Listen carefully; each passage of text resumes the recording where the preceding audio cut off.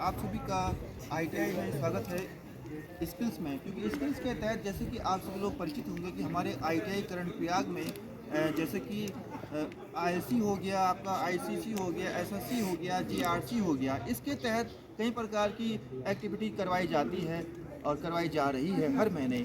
उसी के संदर्भ में आज यहाँ पर जो है कि आप सभी लोगों को एक सुनहरा अवसर मिला है और यहाँ पर आप लोगों के लिए ही बुलाया गया है। जो एक्टिविटी जो चल रही है उस एक्टिविटी को मतलब आगे करवाने के लिए हमने यहाँ पर आज जो कि हमारी टीम द्वारा यहाँ आईटीआई कर्णप्रयाग की जो समिति है यहाँ पर जो कि आपका जैसे कि आपका ये हो गया आपका साइबर क्राइम किस में आता है, जनरली आप लोगों को इस चीज़ का पता होगा, और ये महिलाओं का विकास। तो यहाँ पर मैं आपका आईसीसी आपने सुना होगा, इंटरनल कंप्लेंट्स कमेटी के तहत ये प्रोग्राम करवाया जा रहा है, क्योंकि इसके तहत यहाँ पर आप सभी को साइबर क्राइम के बारे में नॉलेज होना अति आवश्यक है और आपका महिलाओं के विकास के बारे में नॉलेज होना भी बहुत आवश्यक है।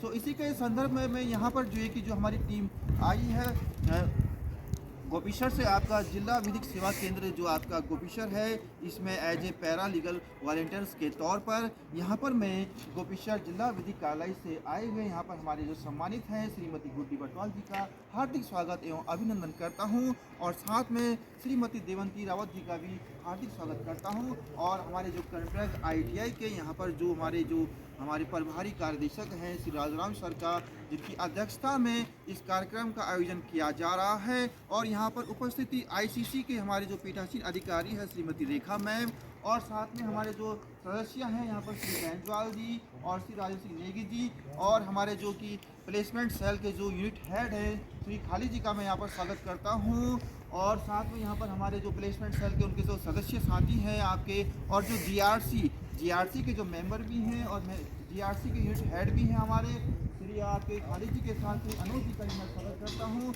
और यहाँ पर जो है कि जो ये प्रक्रिया है, इस प्रक्रिया को हम आगे बढ़ाएंगे, और इस प्रक्रिया में क्या आपको बताया जाएगा, क्या आपको आज ज्ञान दिया जाएगा, किस चीज़ के बारे में आपको जानकारी दी जाएगी, ये उसका एक पूरा यहाँ पर इनका एक बैनर भी है, और यहाँ पर एक बैनर लिखा भी है, जिला विधिक सेवा प्राधिकरण चमोली के तत्वावधान में पैरा लीगल वॉलंटियर PLE के तहत आज आईटीआई कर्णप्रयाग के लिए, इसके तहत यहाँ पर जो है कि आपको जो लक्ष्य है कि कानूनी तौर पर समाज के कमज़ोर और बहिष्कृत समूहों को सशक्त करने के लिए क्या क्या प्रभावी कानून है, और क्या वो कानूनी जो नियम है वो आम नागरिक तक पहुँच रही है या नहीं पहुँच रही है, आप लोगों तक विशेषकर आप संस्थान के भविष्य हो, आप लोगों तक जो भविष्य में होने वाले जो कई प्रकार के आपने कार्यक्रम करने हैं और कई प्रकार के जो आप प्रोग्राम में पार्टिसिपेट करते हो, और जो सामाजिक जो नियम बने हुए हैं, जैसे आपका महिलाओं के लिए होती है बाल विकास परियोजनाएं चल रही हैं, गौरा देवी योजनाएं चल रही हैं,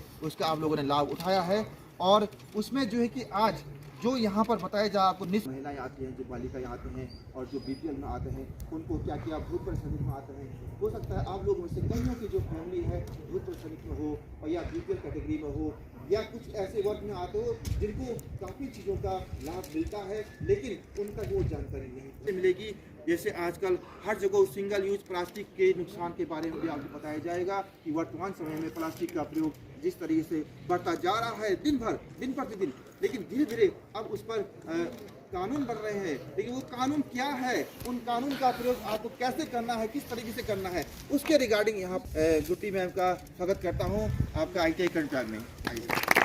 मेरा नाम है गुड्डी बटवाल, मैं जिला विधिक सेवा प्राधिकरण गोपेश्वर चमोली से आई हूँ। मैं एक पैरालीगल वॉलंटियर हूँ और हमें PLB भी बोलते हैं। तो हमारा काम होता है जैसे गांव में जाना कि महिलाओं के अधिकार यहाँ पर नहीं है, ये गांव के लिए है। महिलाओं के अधिकार हम गांव में बोलते हैं, लेकिन यहाँ पर जैसे स्कूलों में, कॉलेजों में हम सभी जगह जाते हैं तो हम ऐसे अवेयरनेस कैंप लगाते हैं, जैसे साइबर क्राइम हो गया, सिंगल यूज प्लास्टिक हो गया, नशा मुक्ति हो गया। ये महीना हमारा पूरा ही मंथ नशा मुक्ति अभियान पे चल रहा है, तो ये हम नशा मुक्ति पे चर्चा करेंगे। तो सबसे पहले मैं आपको ये बोलूँगी कि हमारा जो ये प्राधिकरण है ये 4 हैं। जैसे सबसे पहले है राष्ट्रीय विधिक सेवा प्राधिकरण, जिसे हम नालसा बोलते हैं, राष्ट्रीय विधिक सेवा प्राधिकरण। तब आता है जिला विधिक सेवा प्राधिकरण, और चौथा है तहसील विधिक सेवा समिति, जिसे हम तालुका या तालसा बोलते हैं। तो ये सब समितियों के अंतर्गत हम लोग काम करते हैं। जिले के अंदर, राष्ट्र के अंदर और अपने तहसील के अंतर्गत। तो हम कॉन्ट्रैक्ट तहसील से नियुक्त हैं। कॉन्ट्रैक्ट तहसील के गाँवों में, स्कूलों में, कॉलेजों में और गोचर तक भी हम लोग जाते हैं और लोगों को ये बताते हैं, जैसे आप लोगों के बीच में से कोई ऐसे बच्चे होंगे जो मतलब गरीब तबके के बच्चे होंगे, उनके लिए क्या क्या निःशुल्क कानूनी सुविधाएं हैं। हमारे जैसे टोल फ्री नंबर है यहाँ पे, इसको आप नोट कर सकते हैं। इससे हम पूरी कानूनी जानकारी डिटेल में आपको वहाँ से मिल जाएगी। जैसे मतलब कोई आपके बीच कोई परिवार में या कोई घर गांव में जो भी है दिव्यांग लोग हैं, जैसे जिन्हें विकलांग बोलते हैं, मानसिक रूप से या शारीरिक रूप से, तो उनके लिए हमारा विधिक सेवा प्राधिकरण निःशुल्क सुविधा प्रदान करता है। मतलब उनके लिए जैसे कानूनी, उनके लिए पेंशन की व्यवस्था हो गई, बुजुर्गों के लिए हो, चाहे वो 18 साल से नीचे भी हों या उससे ऊपर हों, तो उनके लिए क्या है, पेंशन की व्यवस्था। अगर आप लोग उनके बीच में भी कोई अगर ऐसे लोग आपको दिखते हैं तो आप लोग ज़रूर हमसे संपर्क करें या हमारे टोल फ्री नंबर से संपर्क करके वो कर सकते हैं, जानकारी प्राप्त कर सकते हैं कि पेंशन की व्यवस्था है या नहीं है, कैसे करके है। तो इन चीज़ों के लिए हम क्या करते हैं, गांव में जाके बुजुर्गों के लिए भी कैंप लगाते हैं, महिलाओं के लिए लगाते हैं, घरेलू हिंसा पे हो गया, महिलाओं के अधिकार हो गया, तो और स्कूलों में बच्चों को ज़्यादा से हम साइबर क्राइम और नशा मुक्ति पर ही वो देते हैं। तो सबसे पहले मैं थोड़ा, मैंने डालसा नालसा सालसा इस पर तो बोल दिया कि ये हमारे 4 क्या हैं, इन 4 समितियों में हम अंतर्गत काम करते हैं। राज्य विधिक सेवा प्राधिकरण, राष्ट्रीय विधिक सेवा प्राधिकरण, तहसील विधिक सेवा समिति और जिला विधिक सेवा प्राधिकरण, ये समितियां हैं। तो नशा मुक्ति अभियान चल रहा है, तो सबसे पहले तो उसी पे बोलना ज़रूरी है, क्योंकि नशा क्या चीज़ है, जैसा आप लोग बेहतर जानते हो कि नशा क्या चीज़ है और किन किन चीज़ों के सेवन करने से नशा होता है। क्योंकि नशा तो क्या है, एक बहुत बुरी चीज़ है, अच्छी तो है नहीं। तो जानते हो आप लोग नशा क्या है? नहीं जानते? नहीं तो ऐसा बोले सच में नहीं जानते होंगे नशा क्या है? आप नहीं करते होंगे, कोई आसपास, आपके आसपास करते होंगे लोग। हम बच्चों को पूछते हैं तो बच्चे जवाब देते हैं, स्कूलों के बच्चे क्यों जाए वहाँ बार बार, वो दुकान खुली है, अब बीड़ी सिगरेट तंबाकू लेने हम क्यों जाए बार बार वहाँ? नहीं है तो हम क्या है, नहीं वहाँ पे बीड़ी की दुकान है, नहीं भाई नहीं जाना है मुझे, मैं क्यों जाऊँ वहाँ वो लेने, सिगरेट लेने क्यों जाऊँ, तंबाकू लेने क्यों जाऊँ। तो इन चीज़ों से क्या करना है आपको, मतलब बच के रहना है, ठीक है, परहेज करना है। जैसे अगर ये भी है कि इन चीज़ों की जो खरीद फरोख्त क्या होती है, जैसे एक ना आप जैसे दोस्त हो तो एक ने बोल दिया चल भाई गाड़ी में या बाइक में कहीं भी ये कुछ चीज़ आप जरा ऐसा करना कि वहाँ पहुँचा देना, जैसे कांट्रैक्ट से है, गोपीसर से है, तो गोपीसर से आप कांट्रैक्ट पहुँचा देना। आपको पता नहीं है कि उसके अंदर क्या है। एक बार हुआ ना ऐसा, एक मामला हुआ ऐसा कि किसी ट्रक वाले ने वो दिया था कि वहाँ पहुँचा देना, उसने पहुँचा दिया, लेकिन जब पुलिस वालों ने उसको पकड़ा, वहाँ पर चेकिंग हुई तो उसके अंदर ऐसे ड्रग्स वगैरह पता नहीं क्या ऐसी चीज़ें पाई गई। तो वहाँ पर वो बेचारा तो सीधे सीधे क्या चला गया, जेल नहीं चला गया, जिसका था वो तो बच गया। तो इन चीज़ों से अगर इन चीज़ों की वो होती है ना, अगर देखना किसी का सामान इधर उधर ले जाते समय ध्यान देना कि इस बैग में क्या है, इस पॉलीथीन में क्या है, इस थैली में क्या है। तो क्या हो सकता है, लोग क्या करें आजकल, मतलब इन चीज़ों का ऑनलाइन वो कर रहे हैं, व्यापार कर रहे हैं, बेच रहे हैं, मंगा रहे हैं ये सब चीज़ें। और स्कूल के कॉलेजों के बच्चे भी बहुत कर रहे हैं। ऐसा नहीं है, स्कूल कॉलेजों के ही बच्चों से तो ये मतलब शुरुआत हुई है, सीख रही है। माँ बाप घर से स्कूल भेज रहे हैं तो वो नहीं जा रहे, फिर गली मोहल्ला तो शिकायत आ रही है कि हमारे बच्चे तो कॉलेज नहीं आ रहे हैं, अटेंडेंस उनकी पूरी नहीं हो पा रही है। तो नशे के लिए तो बहुत ही ज़्यादा मतलब शिकायत आ रही है बच्चों की कि बच्चे क्या कर रहे हैं, नशा कर रहे हैं। अभी इसका मैं नाम नहीं लूँगी कहीं का, तो बच्चे ऐसा है ना कि किसी का नाम मिलना चाहिए, ऐसे ही कोई ना भविष्य खराब हो जाता है। हम भी सीधा वहाँ डायरेक्ट थोड़ी बोलते हैं कि वो बच्चा था उसका नाम ये है, कैरियर बर्बाद हो जाता है ना। इसलिए तो उन बच्चों को पेरेंट्स द्वारा बुलाया गया, टीचरों द्वारा बुलाया गया, पेरेंट्स को भी बुलाया गया। तो वो बच्चे स्कूल जाते ही नहीं थे, उनको 30% इतने ऐसी कुछ अटेंडेंस लगी हुई थी।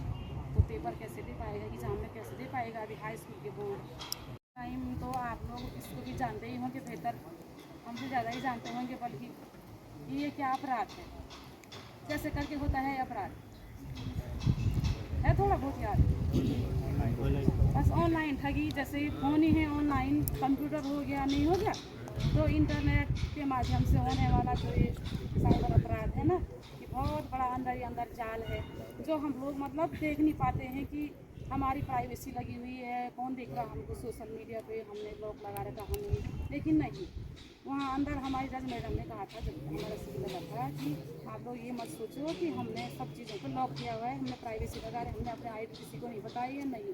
लेकिन अंदर ही अंदर उनको सब चीज़ पता रहती है, क्योंकि हमने हर चीज़, Aadhaar card, phone number, mobile number, सब चीज़ लिंक किए हुए हैं, सारे डॉक्यूमेंट्स लिंक हुए हैं, बैंक अकाउंट नंबर।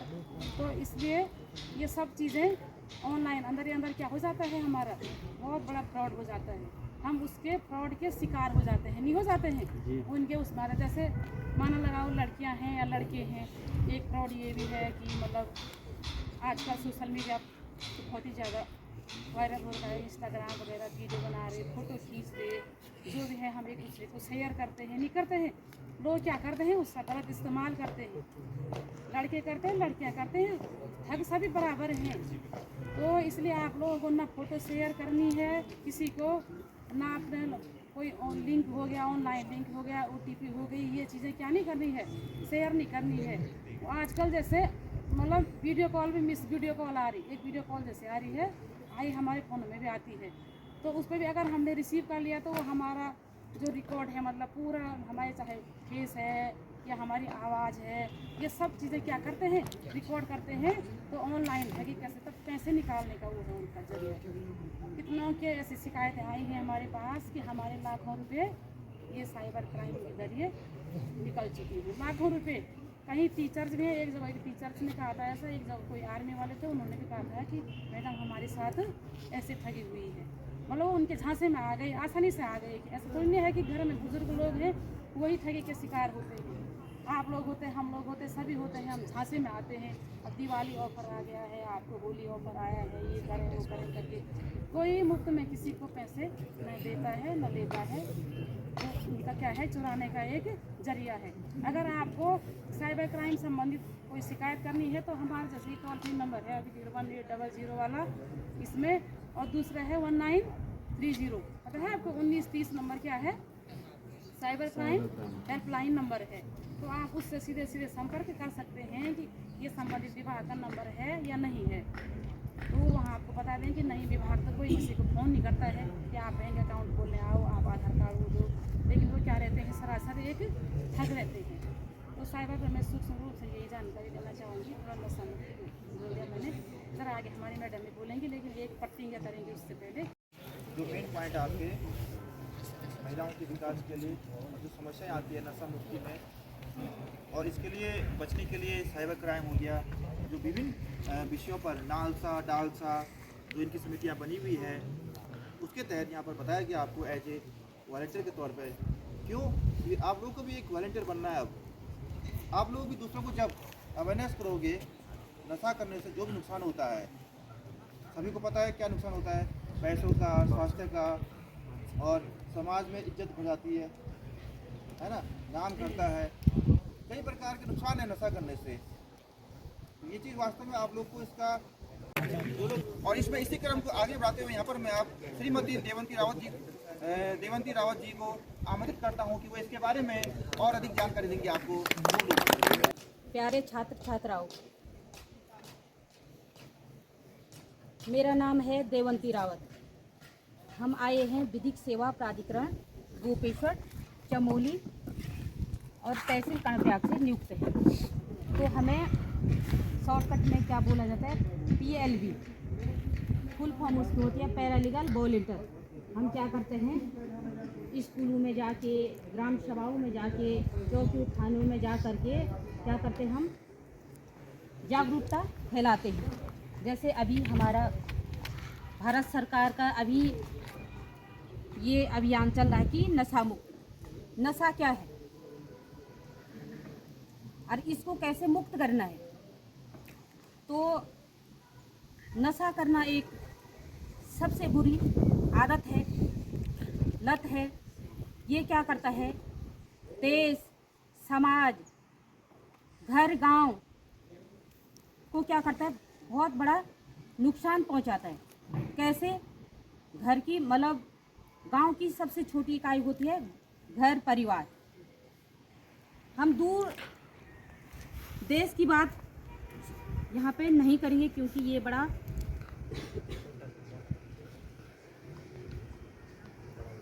विषय है, सबसे पहले ये नशा की लत अपने ही घर से शुरुआत करनी चाहिए। कैसे हम इससे मुक्ति दिलाएं?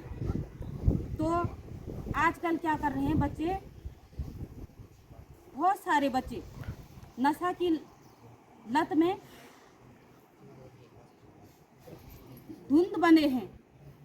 लगाओ कि हर इंसान की अपनी आर्थिकी होती है, स्थिति होती है, आर्थिकी स्थिति, तो उसके हिसाब से शिक्षा दीक्षा रहन सहन खान पान सब उसी के हिसाब से होता है। तो आप लोगों को ये करना है, लगाओ कि आपके मम्मी पापा ने आपको किस उद्देश्य से यहाँ पे रखा है। आज हम यहाँ पे वॉलंटरी कर रहे हैं, कल आप भी लत में हैं, उसके बिना हम क्या है जी नहीं पा रहे। क्यों? हमें उस चीज़ की लत लग गई है। तो इस लत को क्या करना है, हमें धीरे धीरे धीरे करके इसको कंट्रोल करना है। हम एकदम ऐसा नहीं बोल सकते कि आज इसे आप छोड़ दो। लत ऐसी चीज़ होती है, इसे धीरे धीरे धीरे धीरे करके इसमें हम इसको हम कंट्रोल कर सकते हैं। तो क्या करना है, अपने ही घर से अपने से इसकी शुरुआत करनी है। आपको तो इसका पूरा पता भी है, जबकि इंसान को इन चीज़ों के बारे में पता होता है, फिर भी इंसान इस पे बेफालतू में पैसा गंवाता है।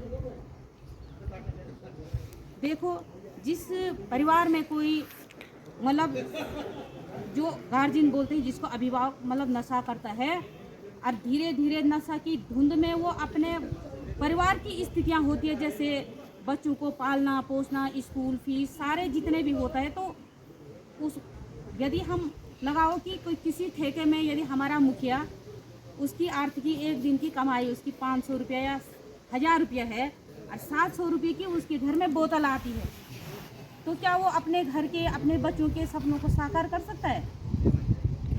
तो इसलिए आप लोगों को अपने घर में जाके अपने जो पास पड़ोस जो ऐसा करता है नशा, तो उसको थोड़ा समझाना है कि भैया इसको नहीं करना चाहिए, इसके बहुत बुरे नुकसान है। सबसे पहले तो वो नशा क्या करता है कि हमारे जो दिमाग, हमारे सोचने समझने की शक्ति को क्या करता है, कमज़ोर कर देता है, जिससे हम अपना आपा खो देते हैं। इसलिए आप लोगों को धीरे धीरे क्या होता है, वो पहले तो दिमाग को डैमेज करेगा, उसके बाद धीरे धीरे हमारे सारे मांसपेशियों को हमारे शरीर में घुल मिल करके हमें एक लत जैसी लग जाती, जैसे खाना खाने की लत, चाय पीने की लत, वैसे हमें लग जाते हैं। इसलिए इसको क्या करना है, धीरे धीरे धीरे करके हमें इसको छोड़ने की कोशिश करना चाहिए। तो ज़्यादा ना कह के मैं दूसरे टॉपिक पे जाऊंगी। दूसरा टॉपिक ये है मेरा कि सिंगल यूज प्लास्टिक, इसके क्या नुकसान है, नहीं है इसके, पर नुकसान बहुत ज़्यादा है। लगाओ कि सिंगल यूज प्लास्टिक वो होता है जो हल्का प्लास्टिक होता है, जिसका प्रयोग जैसे हम मार्केट से दुकान से मतलब जिसमें सामान वगैरह लाते हैं और शादी ब्याह में जो यूज किए जाते हैं, जैसे पत्तल डिस्पोजल वगैरह, ये क्या है, सारे सिंगल यूज प्लास्टिक में आते हैं। और जैसे कुरकुरे लॉलीपॉप सारे ये हल्के जो प्लास्टिक होते हैं, रैपर के इन्हें जो इनके रैपर होते हैं, इनको हमें क्या करना है, जगह जगह नहीं फैलाना है। क्या होता है कि कई घर गांव में इससे लोग आग जलाते हैं, तो इसके बहुत बड़े नुकसान है। जैसे हम लगाओ कि इसको ढेरी बना के घर के आसपास जहाँ पे ज़्यादा लोग रहते हैं वहाँ पे इसको जलाएंगे, तो ये सबसे पहले तो इसकी जहरीली, इसको जलाने से इससे जहरीली गैस उत्पन्न होती है। और ये क्या होता है, जहरीली गैस जो हमारी ये क्लाइमेट होता है, जो इसमें क्या होता है, घुल मिल के हमारी ऑक्सीजन के साथ घुल मिल करके ये हमारे शरीर में, हमारे फेफड़ों को सबसे पहले नुकसान पहुंचाता है। अब लगाओ जिसका इम्यून सिस्टम, जिसका शरीर कमज़ोर होगा, तो जिस पे हर बीमारी एकदम लगती है, तो सबसे पहले वो उसको उसकी शरीर को प्रभावित करता है। तो इससे कई प्रकार की घातक बीमारियां होती है, जैसे कैंसर, हार्ट अटैक। तो ये कई प्रकार की ऐसी बीमारियां भी इसी से हो रही है, टीबी, कई प्रकार की बीमारियां ऐसे। तो इन चीज़ों को घर के आसपास न जलाएं।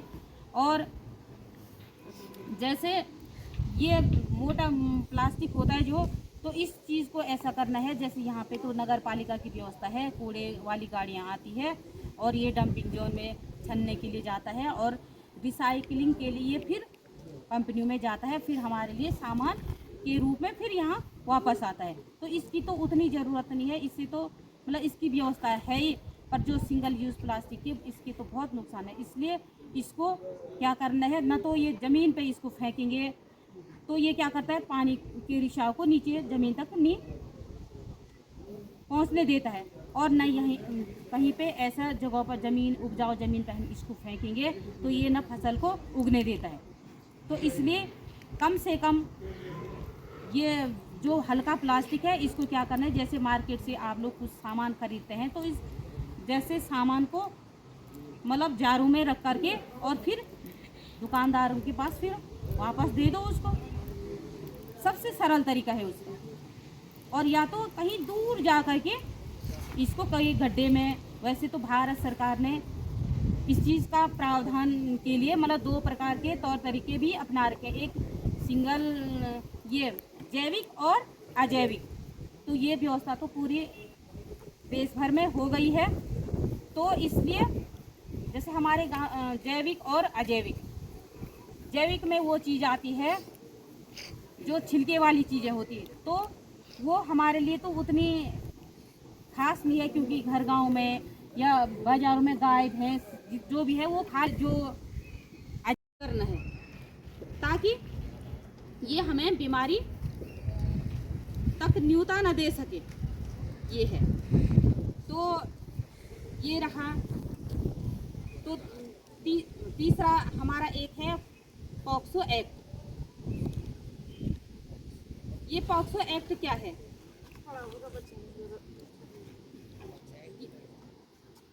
पॉक्सो एक्ट के बारे में कोई समझता है क्या है ये एक्ट किस पे लगता है, कितने साल के बच्चों पे लगता है, इसकी क्या सजा है? आजकल के बच्चे देखा आप लोगों ने कि हर किसी की मतलब गूगल आईडी है, एक दूसरे से चैट वगैरह करते हैं, फ्रेंडशिप बना लेते हैं, तो इसके बहुत बुरे परिणाम हैं। यदि माँ बाप यदि बच्चे की पूरी कमियां पूरा कर सकते हैं तो या शादी ब्याह के लिए या वो आपके अच्छे सपने नहीं संवर सकते। बच्चों के लिए क्या ज़रूरी है कि पढ़ने लिखने से पहले किसी से फ्रेंडशिप बनाने के लिए, ताकि ये पॉक्सो एक्ट के अंदर वो सजा के मालिक बन सके। क्या है ये? लगाओ, हम भी एक पेरेंट्स हैं, हमारे भी बच्चे स्कूल में रहते हैं, तो आप लोगों को इस चीज़ से कंट्रोल रहना है। यदि आप समय के पाबंद हैं, नियमित हैं, तो आपको दुनिया की कोई ताकत है आपके लक्ष्य से हटा नहीं सकती। आप अपने लक्ष्य पे पहुंच सकते हैं। कैसे पहुंच सकते हैं?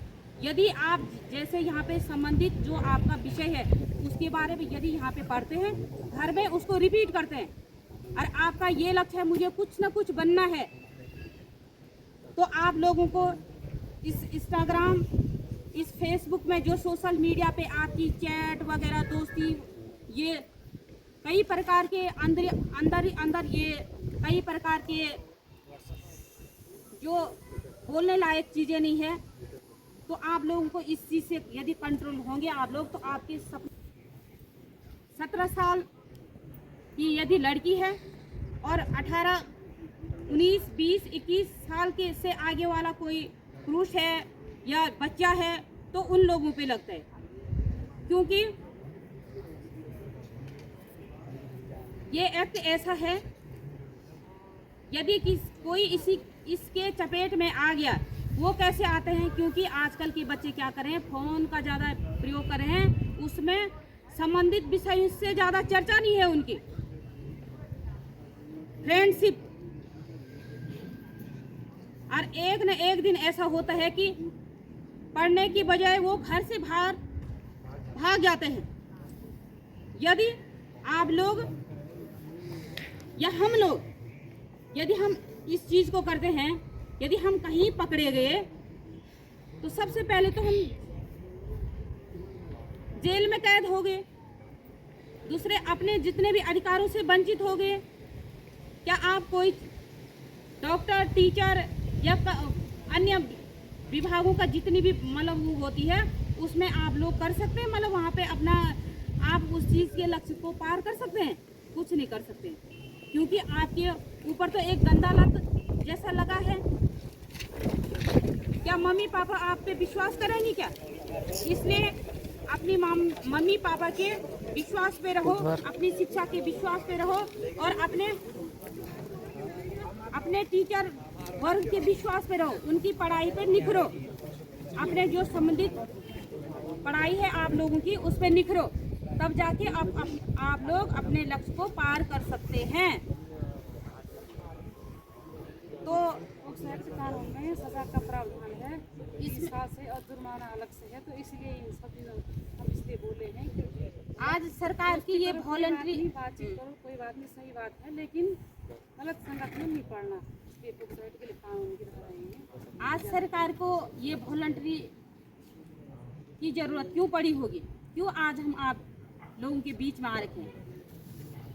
तो हमारा ये मेन मकसद ये होता है कि हम ज़्यादा से ज़्यादा लोगों को मतलब वो जागरूक करें, जागरूकता फैलाएं, ताकि बच्चे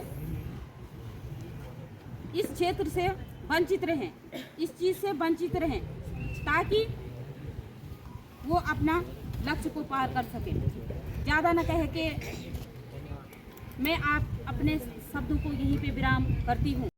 इस उम्र में आप या तो बिगड़ सकते हैं या सुधर सकते हैं। आपने क्या समझा, क्या सीखा, इसके बारे में यहाँ पर आप में से कुछ ट्रेनिंग यहाँ पर आके बताएंगे, क्योंकि जब आपने कुछ सुना होगा, जाहिर सी बात है कुछ समझा होगा, तभी हमको लगेगा कि आपने वास्तव में कुछ सुना है।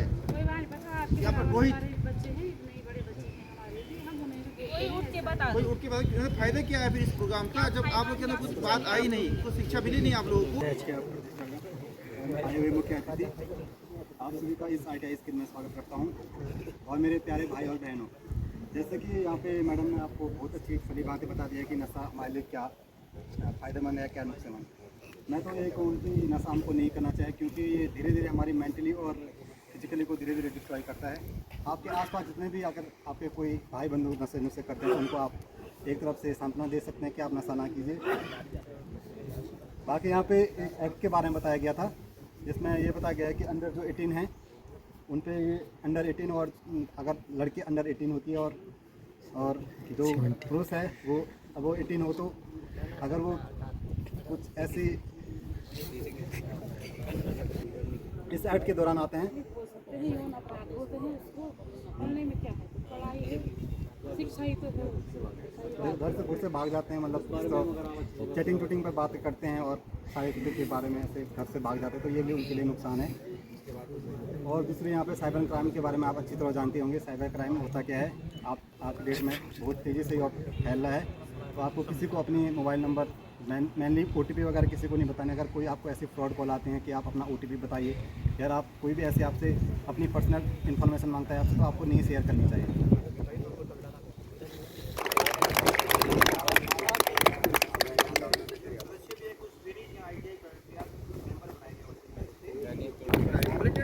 किसके लिए आ रखे हैं? आप उनके लिए आ रखे हैं यहाँ पर। आप लोग की उम्र है अभी, इस चीज़ को आपने आदरणीय आए हैं, आप सबका इस मंच में स्वागत है। मैं ये कहना चाहूँगा, सबसे पहले आपने जो बताया हमें सब अच्छे से पता चला, जो आपने समझाया। तो मेरा मानना तो ये है, जो नशे की आदत है हम ही लोग खुद शुरू करते हैं इसी एज से, तो हम अपने खुद अपने मतलब जानते हुए उसको यूज़ करते हैं। तो आपने देखा होगा हर नशे की चीज़ में उसमें लिखा रहता है सरकार की तरफ से कि वो मत करो, क्योंकि उनको बेचना तो है, उससे एक आर्थिक नीति भी जुड़ी है। तो ये है कि हम शुरू अपने आदत और अपने खुद सेल्फ से करते हैं, तो छोड़ के हम खुद ही छोड़ सकते हैं। पर यह है कि जैसे हम स्कूल आते हैं किसी चीज़ को पढ़ने के लिए, सीखने के लिए, तो एक गुरु होना ज़रूरी है। तो इसीलिए सरकार ने ये एक मुहिम जो छेड़ी है वो अच्छी है कि हम अगर छोड़ना चाहें तो हमें एक मोटिवेशन देने वाला व्यक्ति होना चाहिए। तो ये है, मैं इस बारे में कहना चाहूँगा कि हम खुद ही हमने वो चालू किया है तो खुद ही छोड़ सकते हैं, चाहे कोई कितना भी सुना ले या कितना भी कुछ हमको कोई चीज़ पिला भी दे, तो हम जब तक खुद अपने सेल्फ से नहीं करेंगे तो हम नहीं छोड़ सकते। बाकी जो मैं अपने साइबर क्राइम के बारे में बताया, साइबर क्राइम में भी यही है, साइबर क्राइम भी हमें नहीं पता चलता है, हम पढ़े लिखे हैं फिर भी हमसे कहीं ना कहीं कोई ना कोई मिस्टेक हो जाती है। आजकल सोशल मीडिया के टाइम पे बहुत ज़्यादा एक देखा जा रहा है हनी ट्रैप के अंदर बहुत ज़्यादा आज की डेट में साइबर क्राइम हो रहा है, चाहे वो पैसे से हो या किसी को फिजिकली या मेंटली तौर पे उसको एक उस माहौल में डाल के या कोई ऐसी चीज़ें हो जाती है तो उसके बाद वो ना चाहते हुए भी उसे पैसा भेजना पड़ता है किसी ना किसी को, उसको हनी ट्रैप के अंदर होता सबसे ज़्यादा यह चीज़।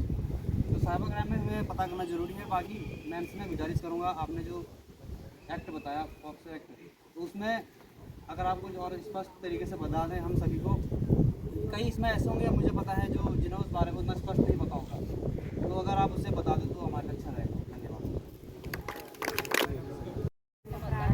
आप समझदार हैं, अब हमने आपको बहुत अच्छे से बताया गया कि इस दायरे में अगर कोई आता है तो आप लोग क्या करें, इससे दूर रहें। मतलब तो हम थोड़ा मतलब 11 से लेकर 17-18 साल के बीच के बच्चों के लिए बोलते हैं कि आप लोगों के द्वारा ऐसा अपराध ना हो, ठीक है। तो उनके लिए ये एक्ट बनाया गया है और ये इन चीज़ों के लिए मतलब ये है कि इसमें पहले ये था मतलब सरकार द्वारा कि वो नहीं था, इसमें सज़ा का प्रावधान नहीं था, ऐसे नाबालिग बोल के छोड़ दिया जाता था तो उनके लिए अपना कानून, लेकिन इसके लिए अब सख्त कानून बन गया है, वो भी अब उसके दायरे में आते हैं। जैसे हमारे वहाँ कोर्ट के ऊपर बाल संरक्षण गृह वो भी है, बंदी गृह, तो वहाँ भी छोटे छोटे मतलब हैं कि बस नीचे वाले भी हैं ऊपर वाले भी हैं, लड़कियाँ, तो वो भी मतलब उस दायरे में आते हैं। तो किसी न किसी कुछ अपराध किया होगा इसलिए वो लोग वहाँ हैं।